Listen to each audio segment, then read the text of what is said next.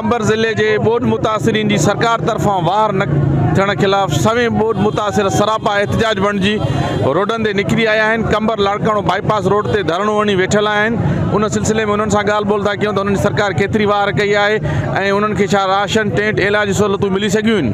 ॿोॾ मुतासिरीन आहिनि हिन महिल 7 तालुका मौजूदु आहिनि। 7 तालुकनि जी यूनियन काउंसिलूं जेके आहिनि उन्हनि जा मुतासिरीन हिते मौजूदु आहिनि ऐं मुसलसिल ॿोॾ खे 3 महीना थी रहिया आहिनि ऐं 3 महीननि जे अंदरि मुसलसिल ही जेके इंतिज़ामिया उहा नाकाम वई आहे ऐं जेके चूंडियल नुमाइंदा आहिनि उन्हनि जो को बि हिते को तहक़ कोन्हे। उहो हिन महिल ताईं असांखे कलाक थी वियो आहे हिते असां वेठा आहियूं, को बि चूंडियल नुमाइंदो हिते न पहुतो आहे, DC न पहुतो आहे, AC न पहुतो आहे, का शइ बि कोन कयो अथसि। हिते असां वेठा आहियूं सिजाज साहिब जांडी साहिब जे छा में कुझु बि कोन्हे। हिते ना DC अॻु में आयो त बि सही करे न ॾिनी, AC साहिब आयो त बि सही करे न, कुझु बि नथो मिले, न खाद न खुराक, का शइ न सुर खपाइनि था, ॿियो कुझु बि न। बुख ते असांजा बचा हेॾा नाली ॾिसो, का शइ बि न, असां ईमानदारी बुख ते हेठां सहूलियतूं कुझु बि न मिलियूं। हिते जेके रोड रस्तनि ते असांखे विहारिया DC चओ त मां सदा वाइदो आहे, मूंसां पाण सां वाइदो ॾेई वियो आहे, नंबर मूंखे ॾेई वियो आहे। हिते बचड़ा ॿिए के जेको आहे इतफ़ाक़ जेको आहे मरी विया आहिनि, रोडनि ते पिया आहिनि, उन्हनि जे लाइ बि कुझु कोन कई।